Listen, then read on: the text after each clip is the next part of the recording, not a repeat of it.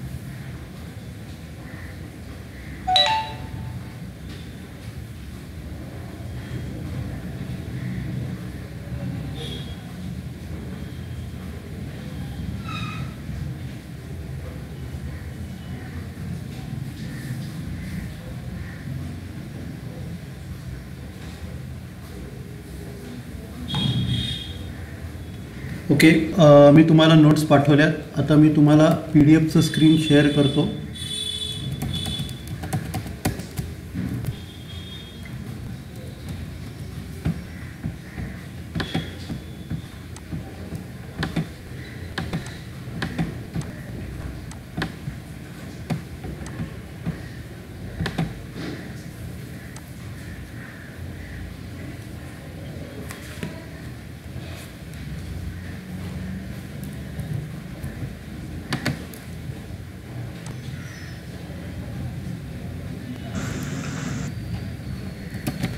Okay, तर screen share करतो मी. सगळ्यांना नोट्स पाठवलेले आहेत.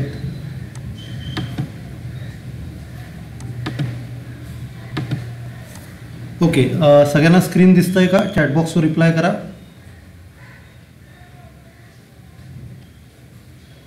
हॅलो, सगळ्यांना स्क्रीन दिसतंय का? ओके, आपण स्टार्ट करूया. बरं, मागच्या लेक्चर्समध्ये तुम्हाला काय डाऊट्स आहेत का? मागचे जे 2 व्हिडिओज मी तुम्हाला पाठवलेत त्याच्यात काय डाऊट्स आहे का तुम्हाला? हॅलो, ओके, तर आपण स्टार्ट करूया. तर आत्ता आपण सॉल्व करणार आहोत. आज 3 प्रॉब्लेम घेणार आहोत. 19, 21 आणि 24. 19, 21, 24 घेणार आहोत. आणि 20 आणि 23, 20, 23 आणि MCQचा मी व्हिडिओ पाठवीन. आणि 22वा होमवर्क आहे. 22वा प्रॉब्लेम होमवर्क आहे. ओके, तर आता आपण स्टार्ट करूया. 19वा प्रॉब्लेम. तर 19वा प्रॉब्लेम याच्यात कसं आहे की आपण काय करतोय, एका कंपनीचे ॲसेट्स घेतोय. जसं आता इकडे काय म्हटलं आहे, सुविधा लिमिटेड परचेस मशिनरी वर्थ ₹1,98,000. तर इकडे आपण मशिनरी परचेस केलेली आहे हेमंत लिमिटेडकडनं. त्याच्या म्हणजे काय झालं की मशिनरी कम्स इन, मशिनरी अकाउंटला आपण डेबिट देणार आणि हेमंत लिमिटेड गिवर आहे त्याला क्रेडिट देणार. तर पहिली entry machinery account debit to Hemant limited. पुढे काय म्हटलं आहे, the payment was made by issue of 12% debentures of ₹100 each. म्हणजे त्याचे पैसे आपण कसे दिले, त्यांना डिबेंचरच्या स्वरूपात दिलेले आहेत. Pass the necessary journal entries for the purchase of machinery and issue of debentures. म्हणजे 2 एंट्र्या पास करायच्या 3 केसेसमध्ये, म्हणजे 6 एंट्री आहेत. तर purchase of machinery and issue of debentures when debentures are issued at par. Par म्हणजे काय, जेवढी त्याची फेस व्हॅल्यू तेवढेच दिलेले आहे. त्याच्यानंतर दुसरं debenture are issued at discount, म्हणजे त्यांना कमी याच्यात आपण जास्त अमाऊंट दिलेली आहे. आता याच्यात कसं करायचं की आपण काय करतो, फेस व्हॅल्यूमधनं डिस्काउंट वजा करायचा. फेस व्हॅल्यू जर समजा 100 पकडली तर त्याच्यातनं 10% म्हणजे 10 हा डिस्काउंट आहे. 10 हा डिस्काउंट आहे, तो वजा करून 90 करायचा. 100मधनं 10 गेले की किती राहतात, 90. तर 90च्या ठिकाणी 1,98,000, 90च्या ठिकाणी 1,98,000. तर 100च्या ठिकाणी किती, मी तुम्हाला कॅल्क्युलेशन करून दाखवीन.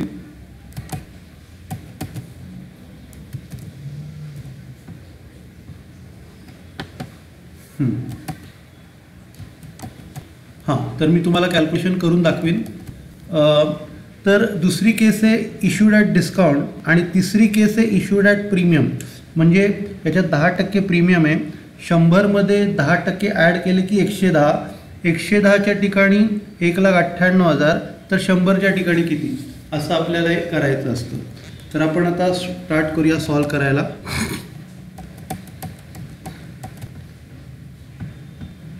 तर मी एक्सेलची स्क्रीन शेअर करतो.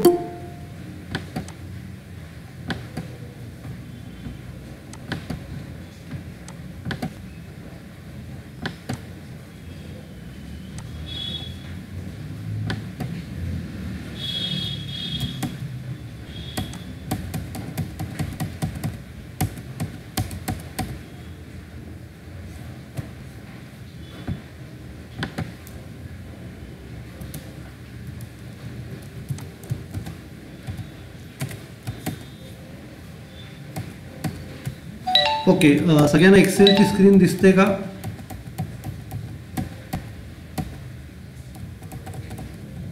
हॅलो, सगळ्यांना एक्सेलची स्क्रीन दिसते का? चॅट बॉक्सवर रिप्लाय करा.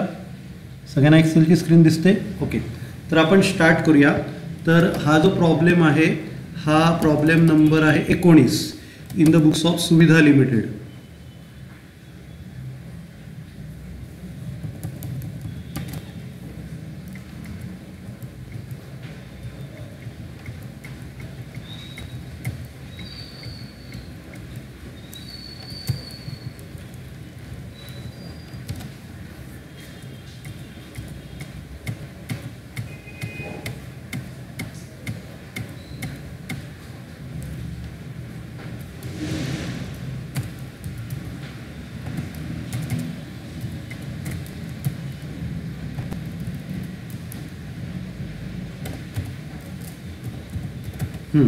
आता याच्यात आता जी पहिली एंट्री येणार आहे ॲसेट्स परचेस करण्याची, म्हणजे आपण मशिनरी विकत घेतलेली आहे हेमंत लिमिटेडकडनं.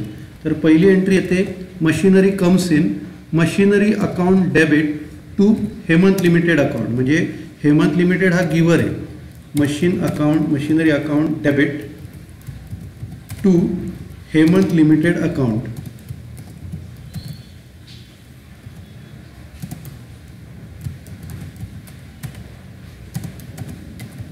आणि त्याची अमाऊंट आहे 1,98,000.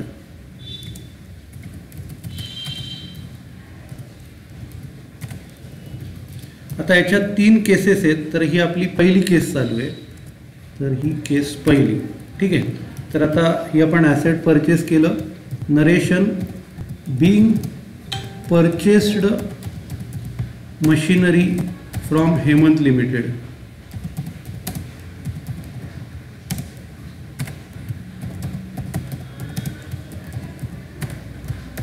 सगळ्यांना ही पहिली एंट्री कळली का? चॅट बॉक्सवर रिप्लाय करा. सगळ्यांना पहिली एंट्री कळली का? Hello, okay. तर आता या परचेसच्या बदल्यात आपण त्यांना 12% डिबेंचर ॲट पार देणार आहोत. म्हणजे दुसरी एंट्री येईल. आता इथे हेमंत लिमिटेड गिवर होता, आता हा रिसिवर आहे. आपण त्याला डिबेंचर देतोय म्हणजे तो रिसिव्हर झाला. तर Hemant limited account debit, Hemant limited account debit त्याला आपण काय देतोय 12% debentures to 12% debentures account.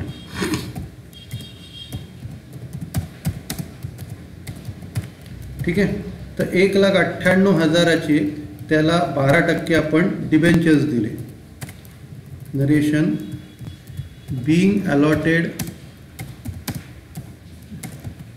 being allotted 12% debentures, being allotted 12% debentures to Hemant limited.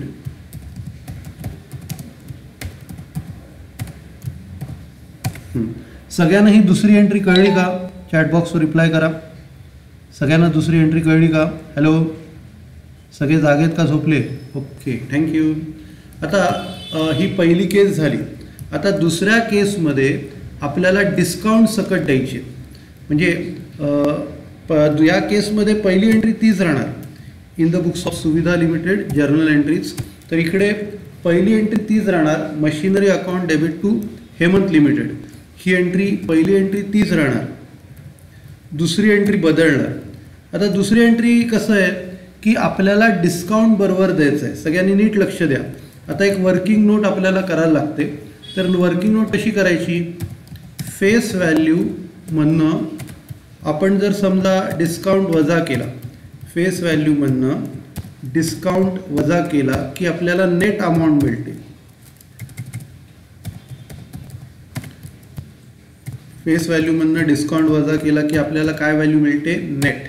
तर इकडे समजा 100ची फेस व्हॅल्यू आहे, समजा 100ची फेस व्हॅल्यू आहे आणि त्याच्यातनं आपण डिस्काउंट 10% म्हणजे 10चे 10% 10. समजा डिस्काउंट 10 वजा केला तर इथे नेट किती राहतात? 90 राहतात. नेट राहतात 90. तर आपल्याला 1,98,000 एनिवे द्यायचे आहे. 1,98,000 एनिवे आपल्याला द्यायचे. एकच मिनिट, एक झिरो जास्त झाला. हां, 1,98,000 आपल्याला द्यायचे. ओके, 1,98,000 एनिवे आपल्याला द्यायचे आहेत. तर नेटला 1,98,000 तर 100ला किती हे कॅल्क्युलेशन आपल्याला करावं लागणार. हा फेस व्हॅल्यू किती आणि हा डिस्काउंट किती, अशा दोन गोष्टी आपल्याला कॅल्क्युलेट करायला लागतील. तर ते क्रॉस मल्टिप्लिकेशन तिरकस गुणाकाराने आपण करणार. तर पहिलं फेस व्हॅल्यू कॅल्क्युलेट करू. तर फेस व्हॅल्यू क्रॉस मल्टिप्लिकेशन कसं करणार? 1,98,000 इंटू 100 अपॉन 10 इंटू 100 अपॉन 90. तर हे त्याचं कॅल्क्युलेशन आहे. आपण उत्तर काढूया किती येत आहे. 1,98,000 इंटू 100 अपॉन 90.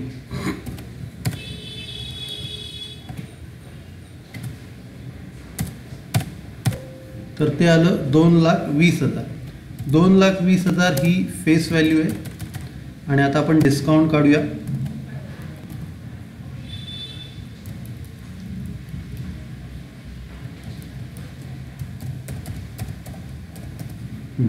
आता डिस्काउंट कसं काढणार? तिकडे पण क्रॉस मल्टिप्लिकेशन. 1,98,000 into 10 upon 90. मगाशी 100 अपॉन 90 केलं, आता आपण 10 अपॉन 90 केलं की आपल्याला डिस्काउंटची व्हॅल्यू मिळेल. ठीक आहे. तर डिस्काउंटची व्हॅल्यू आपण काढूया 22,000. तर फेस व्हॅल्यू 2,10,000 आणि डिस्काउंट 22,000 म्हणजे बरोबर 10% आला. फेस व्हॅल्यूच्या बरोबर 10% डिस्काउंट आला. सगळ्यांना ही वर्किंग नोट कळली का? हॅलो, सगळ्यांना वर्किंग नोट कळली का? चॅटबॉक्सवर रिप्लाय करा. सगळे जागे झोपले का? Hello, okay. सगळ्यांनी रिस्पॉन्स द्यायचा आहे. ओके, मला समजलं पाहिजे तुम्हाला कळलं आहे की नाही ते. ओके, आता याची एंट्री करूया. आता दुसरी जी एंट्री आहे ती आपण कशी करणार? इथे हेमंत लिमिटेड रिसिव्हर झाला. हेमंत लिमिटेड कोण झाला? रिसिव्हर झाला. त्याला किती द्यायचेत आपल्याला? 1,98,000 द्यायचे. हेमंत लिमिटेडला किती द्यायचेत? 1,98,000 द्यायचेत.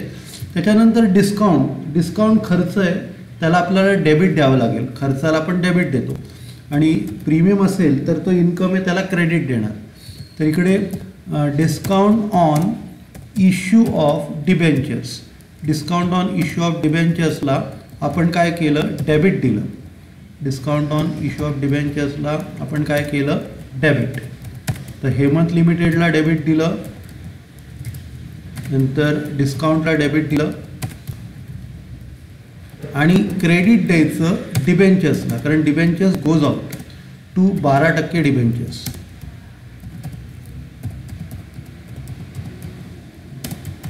ठीक आहे. आता डिस्काउंटची अमाऊंट येणार 22,000.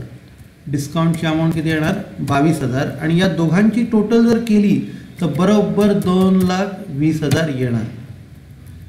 बरोबर किती येणार, 2,20,000 येणार. त्याचं narration, being allotted 12% debentures to Hemant Limited at discount. Okay. सगळ्यांना ही जर्नल एंट्री कळली का? चॅटबॉक्सवर रिप्लाय करा. रिप्लाय येणं कंपल्सरी आहे. सगळ्यांना कळली का? Okay, thank you. आता पहिली केस जी होती ती पारवाली होती, दुसरी केस ही केली ही डिस्काउंटवाली आहे. आता तिसरी जी केस करणार ना ती प्रीमियमवाली आहे. तर आपण तिसरी केस चालू करूया. त्याच्यात पण पहिली एंट्री सेमच राहणार. पहिली entry machinery account to Hemant limited account ती सेमच राहणार. आता तिसरी केस आपण चालू करूया. तिसऱ्या केसमध्ये पहिली एंट्री तीच राहणार, machinery account debit to Hemant limited ही एंट्री तीच राहणार, पण दुसरी सेटलमेंटची एंट्री बदलणार. आता इथे कसं करायचं, इथे फेस व्हॅल्यू मायनस डिस्काउंट केलं होतं ना, आता इकडे प्लस करायचं, कारण प्रीमियम हे एक्स्ट्रा देतो आपण. तर याची वर्किंग नोट कशी करायची, आपण फेस व्हॅल्यूमध्ये प्रीमियम प्लस करायचा. फेस व्हॅल्यूमध्ये प्रीमियम प्लस करायचा. फेस व्हॅल्यूमध्ये प्रीमियम प्लस करून इकडे टोटल येणार. इथे काय येणार, टोटल. ठीक आहे. तर 100मध्ये आपण 10 ॲड केले, 100मध्ये 10 ॲड केले, आपल्याला किती मिळणार, 110 मिळणार. ठीक आहे. तर मगासारखंच आहे, 100मध्ये 10 ॲड केले 110 आले, तर 110ला 1,98,000, तर इकडे 100ला किती आणि 10ला किती, तर ही व्हॅल्यू आपल्याला कॅल्क्युलेट करायची आहे. तर 1,98,000 इंटू 100 अपॉन 110 अपॉन 110 ही व्हॅल्यू आपण कॅल्क्युलेट करूया किती येते.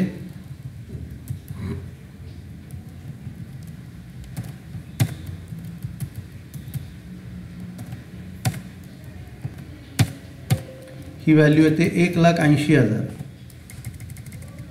1,80,000 आणि डिस्काउंट, सॉरी इथे प्रीमियम काढायचं आपल्याला.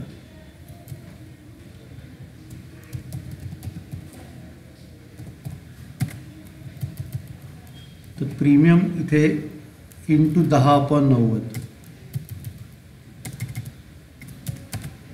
तर प्रीमियम 10/90 नाही, 10/110 पाहिजे. 10/110 म्हणजे 18,000. तर फेस व्हॅल्यू 1,80,000 आणि प्रीमियम आला 18,000, बरोबर त्याचा 10% आला. सगळ्यांना ही नोट कळली का? हॅलो, सगळ्यांना नोट कळली का? चॅटबॉक्सवर लिहा. हॅलो, सगळे झोपलेत का जागेत? Okay, thank you. सगळ्यांनी पटकन रिस्पॉन्स करायचा आहे. तर आता याचं सेटलमेंट आपल्याला करायचं आहे. तर इकडे परत आपण हेमंत लिमिटेडला डेबिट देणार, कारण तो रिसिव्हर आहे. हेमंत लिमिटेडला आपण इथे डेबिट दिलं, तो रिसिव्हर आहे. तर डेबिट द्यायचं 1,98,000नी.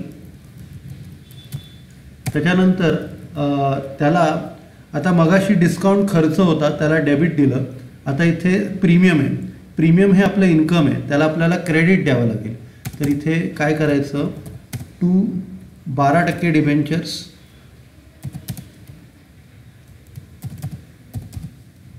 त्याची फेस व्हॅल्यू येणार 12% डिबेंचरची फेस व्हॅल्यू आपण काढली 1,80,000 आणि त्याच्यावरती सेक्युरिटीज प्रीमियम काढला 18,000. सेक्युरिटीज प्रीमियम हा आपण काढला 18,000.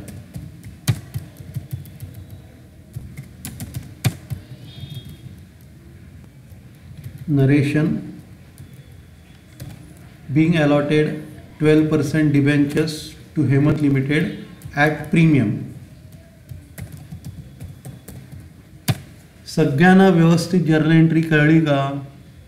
हॅलो, सगळ्यांना व्यवस्थित जर्नल एंट्री कळली? चॅटबॉक्सवर रिप्लाय करा.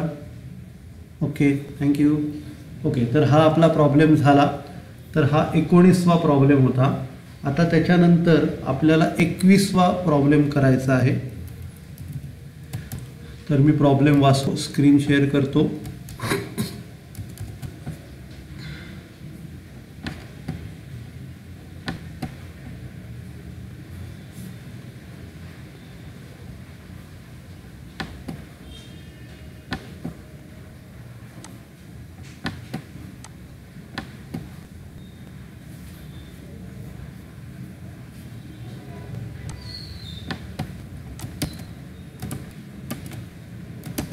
ओके, सगळ्यांना स्क्रीन दिसते का? चॅटबॉक्सवर लिहा.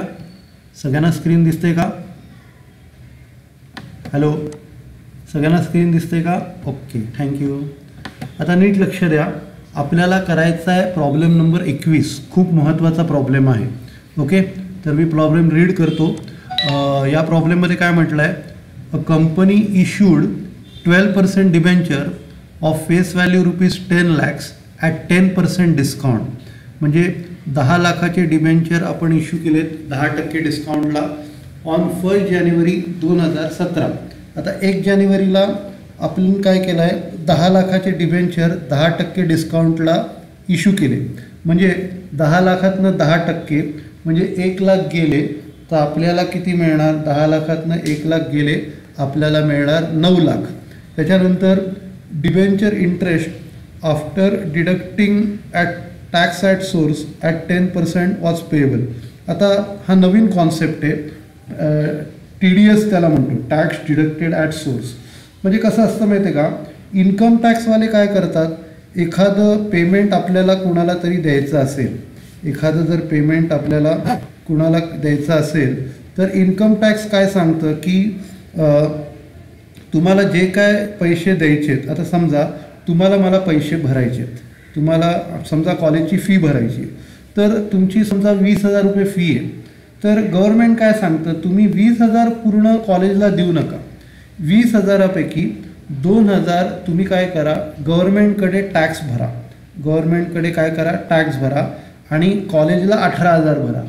तर तुम्ही काय करता? तसं करता. कॉलेजला 18,000 भरता आणि गव्हर्नमेंटमध्ये तुम्ही 2,000 भरता. आता त्याच्यानंतर काय करता?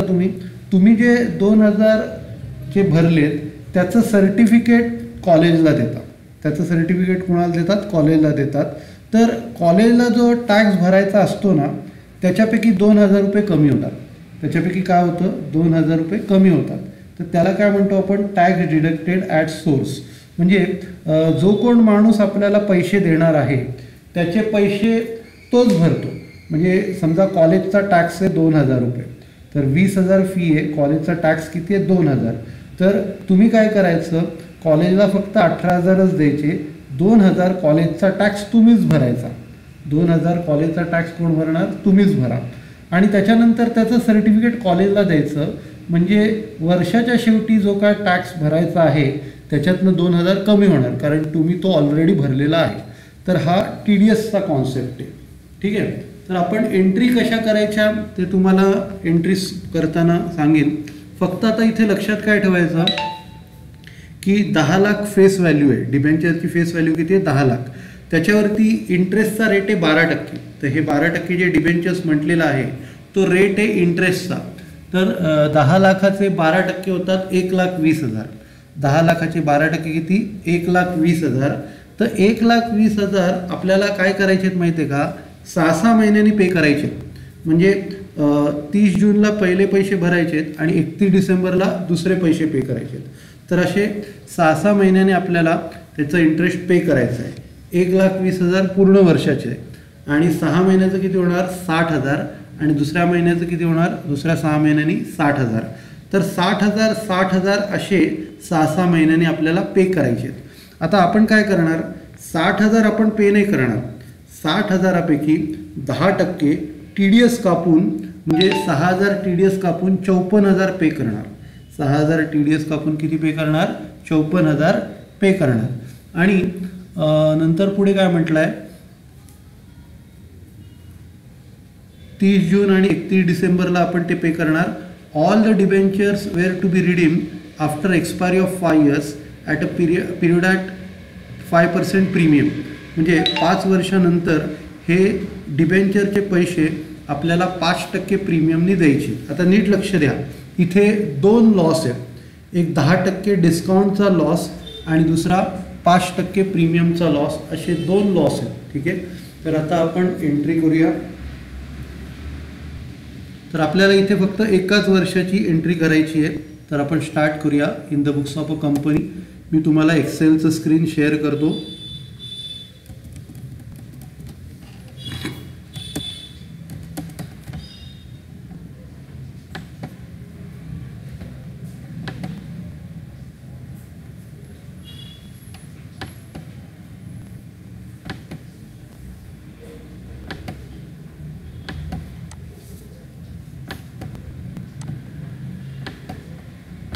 सगळ्यांना एक्सेलचं स्क्रीन दिसतंय का? चॅटबॉक्सवर रिप्लाय करा.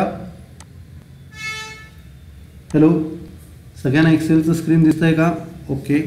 आता आपल्याला प्रॉब्लेम स्टार्ट करायचा आहे. पहिलं जर्नल एंट्रीचा फॉर्मॅट बनवूया. तर हा जो प्रॉब्लेम आहे 21वा आहे in the books of a company.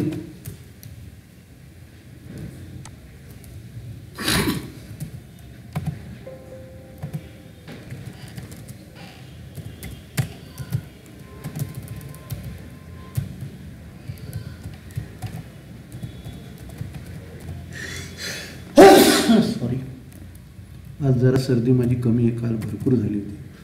In the books of company journal entries. तर पहिली एंट्री इकडे डेट दिलेली आहे आपल्याला 2017 जानेवारी 1. 2017 जानेवारी 1ला आपण डिबेंचर इश्यू केलेले आहेत. 2017 जानेवारी 1.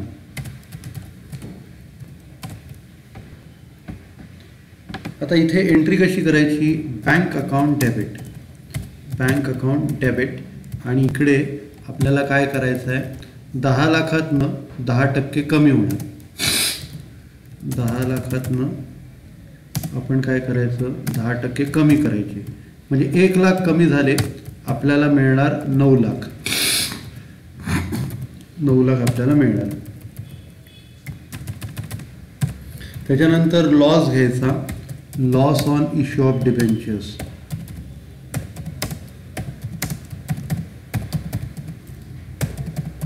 तर लॉस ऑन डिबेंचर्स कसं आहे, आपल्याला 2 प्रकारचे लॉस आहेत. पहिलं म्हणजे कुठला, डिस्काउंटचा लॉस, 10 लाखाचे 10% 1 लाख. आणि प्रीमियम जे फ्युचरमध्ये देणार आहे ते 10 लाखाचे 5% लॉस. 10 लाखाचे 10% आणि 10 लाखाचे 5%, असे 2 लॉस होणार आहेत. म्हणजे इकडे आपण काय करणार, 1 लाख आणि 50,000 असे 1.5 लाखाचे लॉस होत आहेत डेबिट. हे इथपर्यंत सगळ्यांना व्यवस्थित कळलं का? चॅटबॉक्सवर रिप्लाय करा. Hello hello. ओके. त्याच्यानंतर आपण काय करणार, इथे क्रेडिट देणार. किती % डिबेंचर्स आहे, 12% debentures 10 lakh.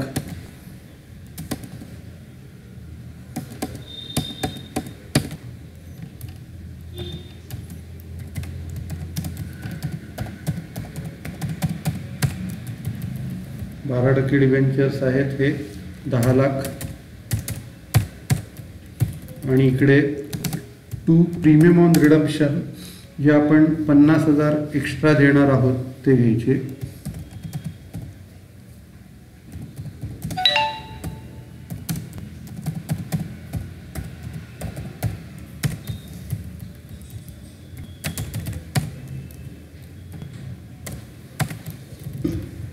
being received application money, being received debenture application money. 12% debenture application.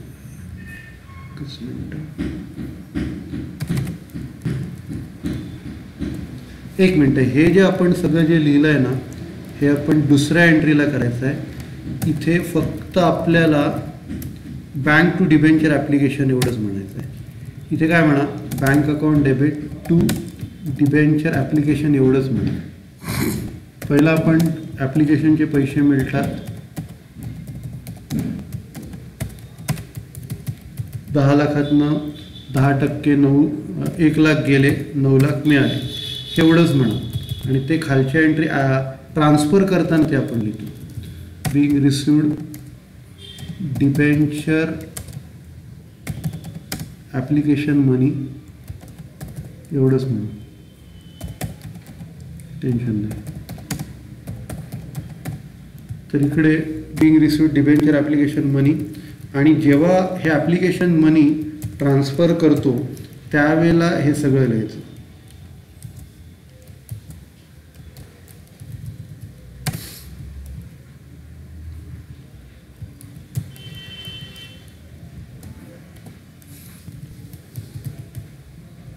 तर ही दुसरी एंट्री आपण काय करणार, 12% debenture application.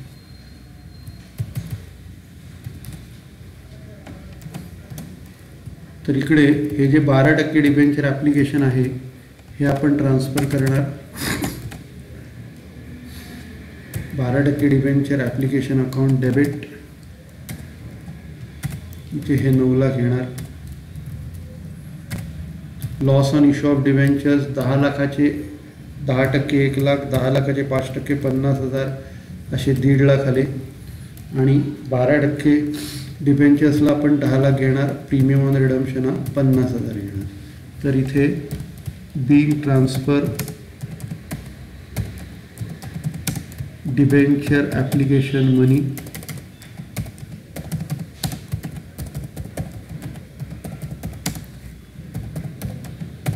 To debentures account.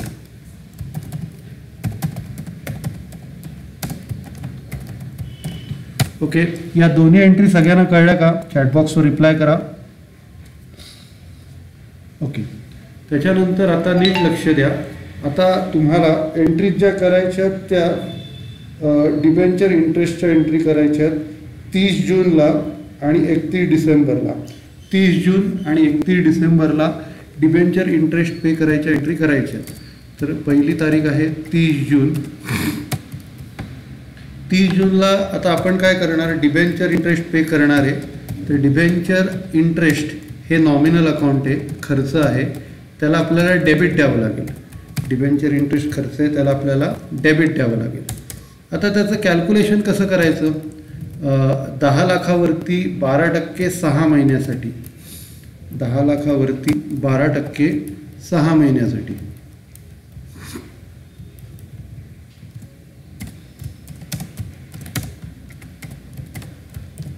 Okay, तर आता याचं जे कॅल्क्युलेशन आहे 10 लाखाला 12% 6 महिन्यासाठी ते आपण करूया. तर याची व्हॅल्यू 60,000 आहे. आता त्याच्यातनं आपल्याला काय करायचं आहे, टॅक्स डिडक्टेड ॲट सोर्स लेस करायचा आहे. टॅक्स डिडक्टेड ॲट सोर्स तो लेस करायचा. त्याची जी अमाऊंट आहे ती 10% येणार, 60,000चे 10%. 60,000चे 10% 6,000 कमी होणार. आणि उरलेले आपल्याला जे पे करायचे ते डिबेंचर होल्डरला टाकायचे, डिबेंचर होल्डर्सला टाकायचे. तर इकडे 60,000तनं 6,000 गेले, इथे राहतात 54,000. Being debenture interest, being entry for recording debenture interest असं लिहा. Being entry for recording, being entry for recording debenture interest. हां, आता पुढच्या एंट्रीला काय करायचं, त्याच दिवशी ही एंट्री सगळ्यांना कळली का? चॅटबॉक्सवर रिप्लाय करा. हॅलो हॅलो, सगळे जागे आहेत का, झोपले? ओके, आता काय करायचं, त्याच दिवशी या दोन्ही गोष्टी पे करायच्या, टॅक्स पण पे करायचा आणि डिबेंचर होल्डर्सचं उरलेलं इंटरेस्ट पे करायचं. तर इकडे आपण काय करणार, या दोघांना आपण डेबिट देणार. टॅक्स डिडक्टेड ॲट सोर्स आणि डिबेंचर इंटरेस्ट दोघांना काय करणार, डेबिट देणार. Tax deducted at source account debit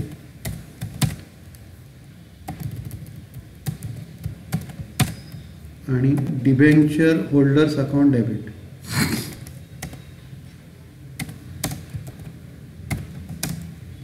ठीक आहे, तर दोघांनाही डेबिट देणार आणि बँकेला आपण क्रेडिट देणार to bank account.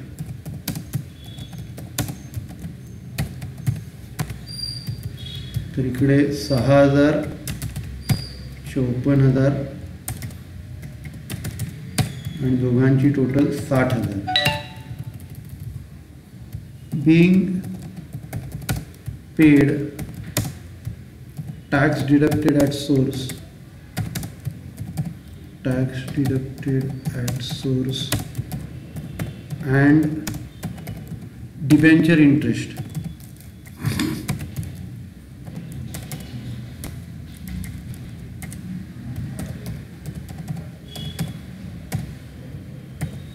Okay, he entry सगळ्यांना कळली का? चॅटबॉक्सवर रिप्लाय करा. हॅलो, ही एंट्री सगळ्यांना कळली का? ओके, आता 31 डिसेंबरला पण याच 2 एंट्र्या रिपीट करायच्यात. याच 2 एंट्र्या आपल्याला कधी रिपीट करायच्यात? 31 डिसेंबरला. म्हणजे 30 जूनला अर्ध इंटरेस्ट दिलं आणि 31 डिसेंबरला आपण अर्ध इंटरेस्ट देणार. तर इथे पण सेम एंट्री रिपीट केली. डिबेंचर इंटरेस्ट टोटल 60,000 आहे. 6,000 TDS कमी केला, 54,000 होल्डरला टाकले आणि दुसऱ्या एंट्रीमध्ये डिबेंचर होल्डर आणि टॅक्स असे दोन्ही आपण पे केले. ओके, आता आपल्याला काय करायचं आहे, इकडे हे जे डिबेंचर इंटरेस्ट आहे 60 आणि 60 1,20,000 हे आपल्याला प्रॉफिट अँड लॉस अकाउंटला इयर एंडला ट्रान्सफर करायला लागतं. आता काय करायचं, दोन्ही इंटरेस्टची टोटल आपल्याला कुठे ट्रान्सफर करायचे? प्रॉफिट अँड लॉस अकाउंटला.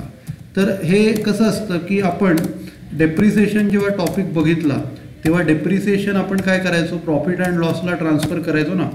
जेव्हा आपण डेप्रिसिएशन अकाउंट वेगळं बनवायचो त्यावेळेला जे काय डेप्रिसिएशन आपण प्रोव्हाइड करतो ते डेबिटला रेकॉर्ड करायचो डेप्रिसिएशन अकाउंटमध्ये आणि क्रेडिटला by profit and loss account असं लिहायचं. तर इकडे आपल्याला काय करायचं आहे,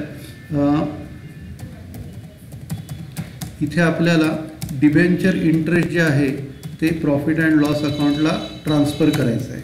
तर इकडे 60 आणि 60 1,20,000 हे आपल्याला P&L अकाउंटला ट्रान्सफर करायचं आहे. 60,000 प्लस 60,000 1,20,000 ही अमाऊंट आपल्याला प्रॉफिट अँड लॉस अकाउंटला ट्रान्सफर करायची आहे.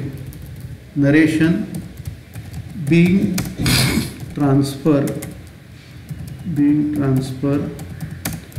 debenture interest to profit and loss account.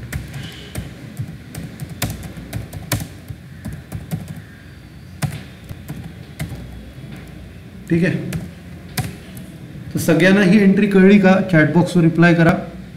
Hello, सगळ्यांना ही एंट्री कळली का? चॅटबॉक्सवर रिप्लाय करा.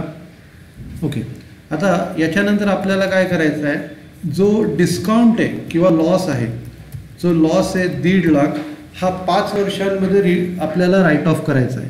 म्हणजे दरवर्षी 1/5, 1.5 लाखाचा 1/5, हां 1.5 लाखाचा 1/5 म्हणजे दरवर्षी 30,000 रुपये कमी करायचा आहे.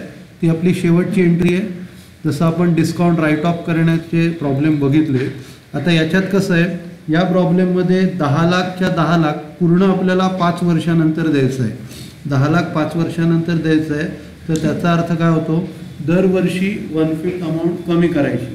तर डिसेंबर 31ला आपण काय करायचं, प्रॉफिट अँड लॉस अकाउंटला डेबिट द्यायचं. प्रॉफिट अँड लॉस अकाउंटला आपण डेबिट द्यायचं आणि इथे to discount on issue of debentures, discount on issue of डिबेंचर्सला क्रेडिट द्यायचं.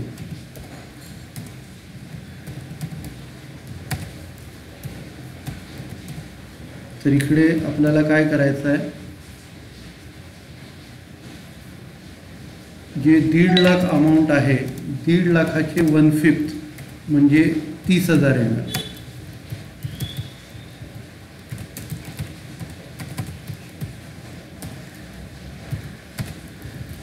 Narration being 1/5 of the discount on issue of debentures written off. असाच एक प्रॉब्लेम पुढे मी तुम्हाला याचं एक व्हिडिओ लेक्चर पाठवणार आहे. त्याच्यात तुम्हाला याचं लेजर पण कसं बनवायचं ते कळेल. तर इकडे हा प्रॉब्लेम संपला. आता शेवटचा प्रॉब्लेम आपल्याला करायचा आहे 24वा प्रॉब्लेम.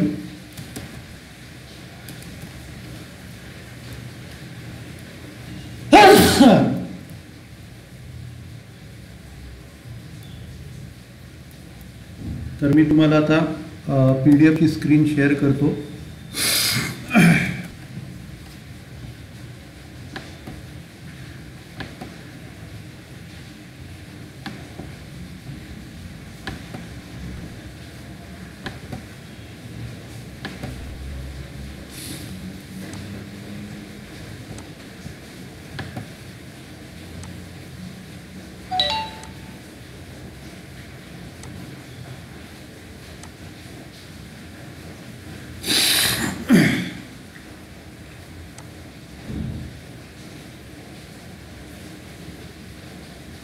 ओके, सगळ्यांना PDF की स्क्रीन दिसते का? चॅट बॉक्सवर रिप्लाय करा. सगळ्यांना PDF की स्क्रीन दिसते का? हॅलो, सगळे जागे आहेत का, झोपले? ओके. तर आता हा जो प्रॉब्लेम आहे, X limited obtains a loan from IDBI of ₹1 crore. 1 करोडचं लोन घेतलेलं आहे. गिविंग ॲज कोलॅटरल सिक्युरिटी म्हणजे हे गहाण ठेवले. 1.5 लाखाचे गहाण ठेवले. आपल्याकडे टोटल 2.5 लाखाचे आहे. 2.5 लाखापैकी 1.5 लाख आपण गहाण ठेवले म्हणजे 1 कोटी आपल्याकडे राहतील. इथे ॲक्च्युली मेन्शन करायचं राहिलं आहे. Of ₹10 each, 14% first mortgage debentures, 5 journal entries and prepare balance sheet. आपल्याला जर्नल एंट्रीज पास करायच्या आहेत आणि बॅलन्स शीट आपल्याला बनवायची आहे. ठीक आहे, तर आपण स्टार्ट करूया. मी तुम्हाला एक्सेलचं स्क्रीन शेअर करतो.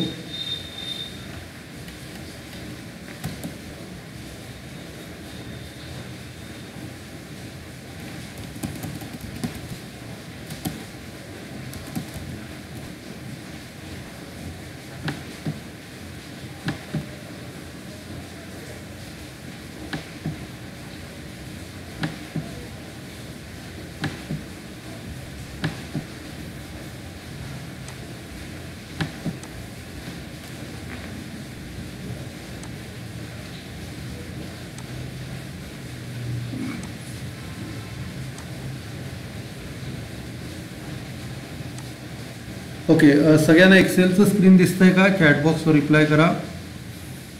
सगळ्यांना एक्सेलचं स्क्रीन दिसतंय का? ओके, आपण चालू करूया.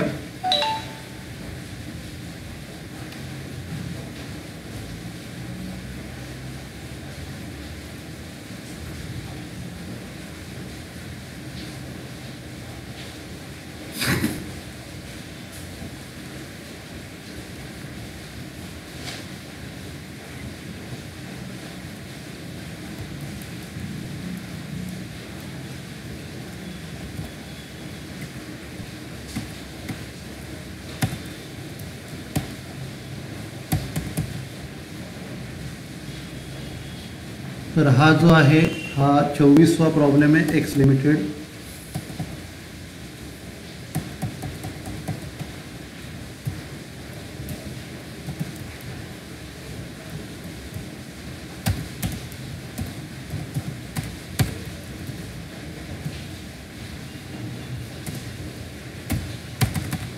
आता इकडे दोनच एंट्री येणार. एक म्हणजे काय, बँक लोन घ्यायची आणि दुसरी ते डिबेंचर कोलॅटरल ठेवायची. अशा दोनच एंट्री येणार. तर आपण एंट्री करूया. तर इथे पहिली entry bank account debit to IDBI loan. Bank आपण लोन घेतलेलं आहे IDBI कडनं.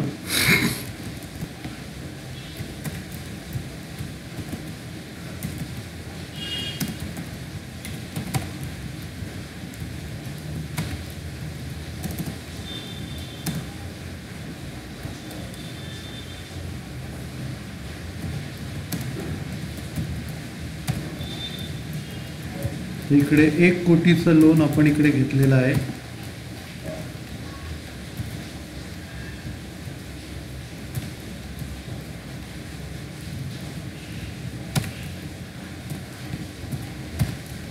Narration being took loan from IDBI.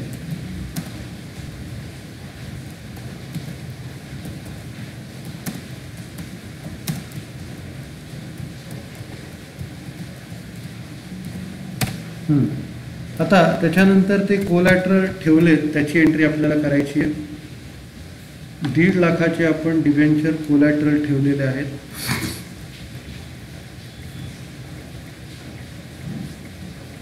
ते पुढे ऑब्जेक्टिव्स मध्ये पण आहेत तुम्हाला.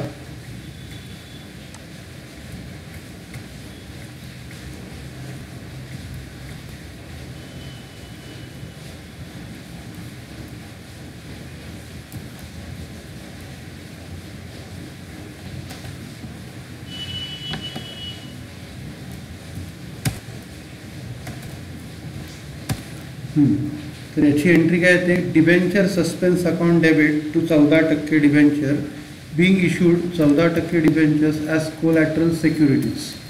तर या दोन्ही एंट्री सगळ्यांना कळल्या का? चॅटबॉक्सवर रिप्लाय करा.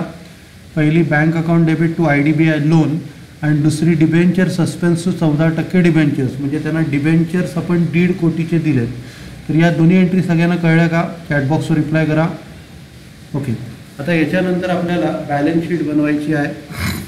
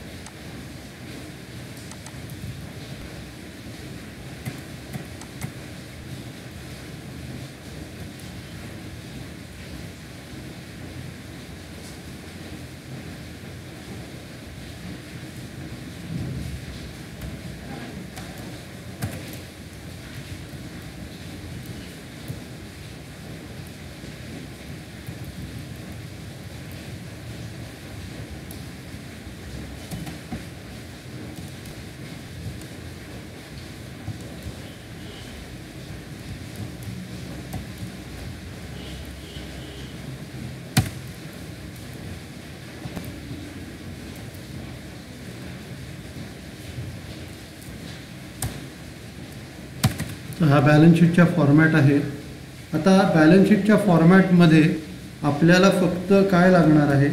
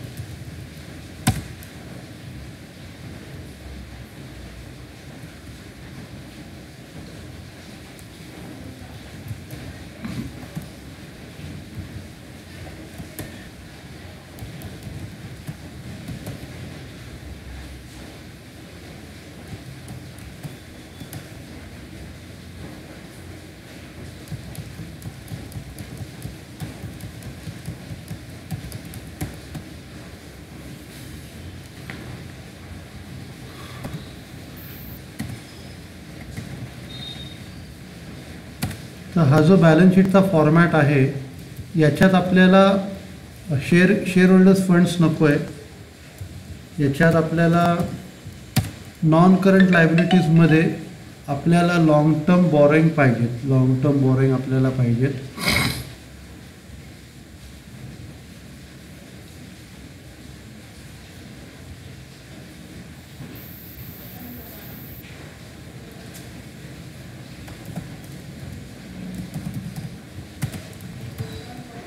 लॉंग टर्म बॉरोइंग पाहिजेत. बाकी करंट लायबिलिटीज काहीच नको आहे आपल्याला. त्याच्यानंतर नॉन करंट ॲसेट्समध्ये अदर करंट ॲसेट्स पाहिजे.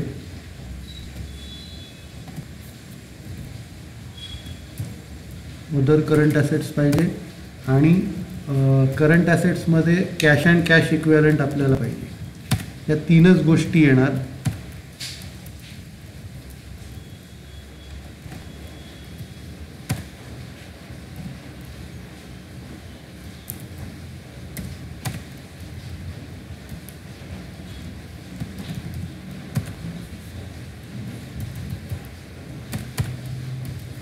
ओके, तर काय काय येणार. पहिलं लॉंग टर्म बॉरोइंग्समध्ये डिबेंचर येणार आणि हे जे IDBI लोन घेतलं आहे ते येणार.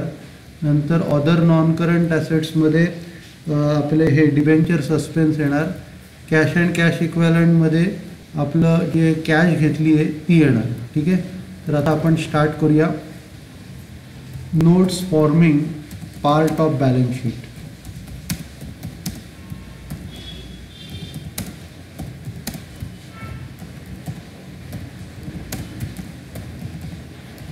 एक 5 मिनिटात होईल आपलं. तर पहिलं जे आहे ते non current liabilities, long term borrowings.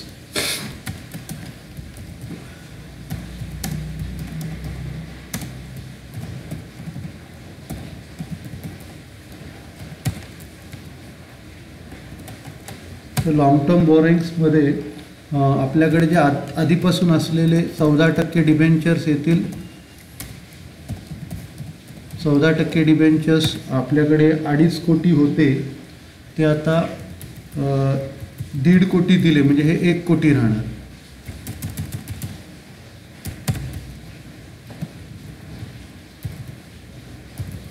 एक कोटी राहणार. आणि लोन घेतलंय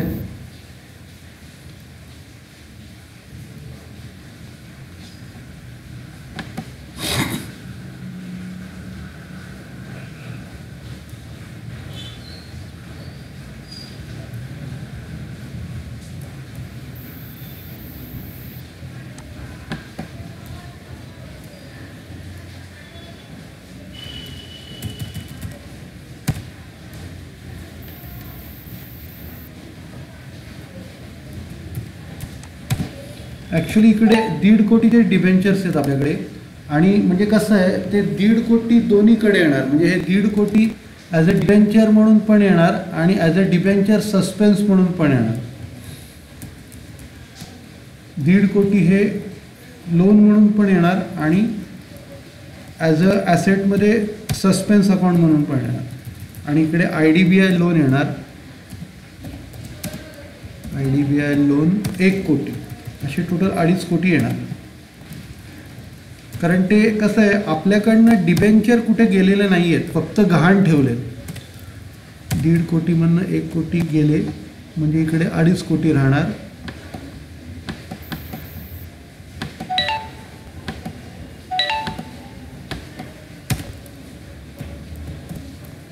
आणि हे 2.5 कोटी इथे लॉंग टर्म बॉरोइंगमध्ये येतील. नंतर लॉंग टर्म बोरिंग झाल्यानंतर अदर नॉन करंट ॲसेट्समध्ये जे डिबेंचर सस्पेन्सला जे 1.5 कोटी ठेवलेत ते येणार. Other long term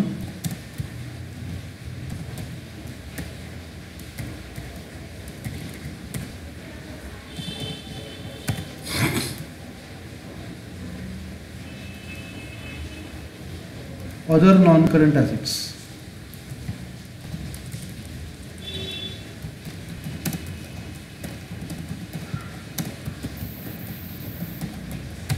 debenture suspense येणार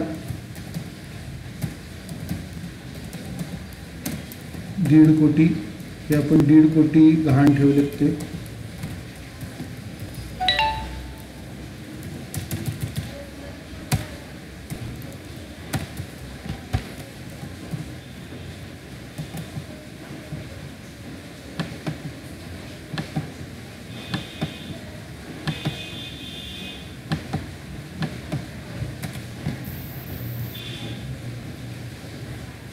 ते अदर नॉन करंट ॲसेट्समध्ये 1.5 कोटी येणार.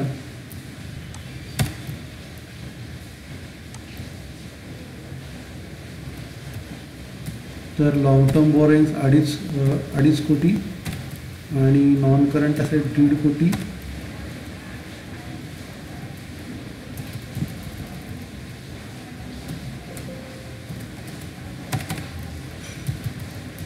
नंतर तिसरं कॅश अँड कॅश इक्विव्हॅलंट.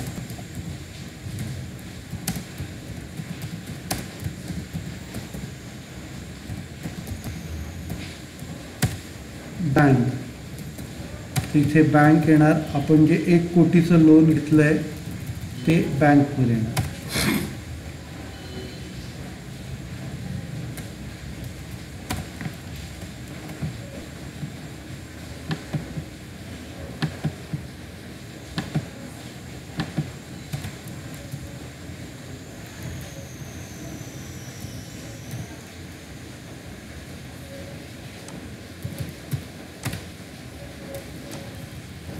तर 1.5 कोटी अदर नॉन करंट ॲसेट्स आणि 1 कोटी बँक, अशी दोघांची टोटल 2.5 कोटी.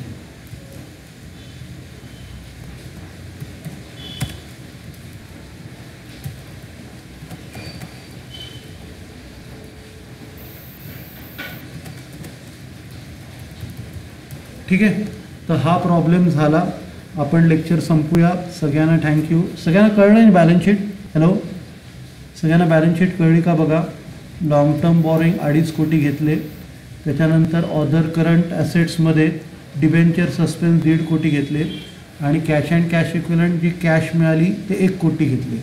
सगळ्यांना बॅलन्स शीट कळली का? चॅटबॉक्सवर रिप्लाय करा.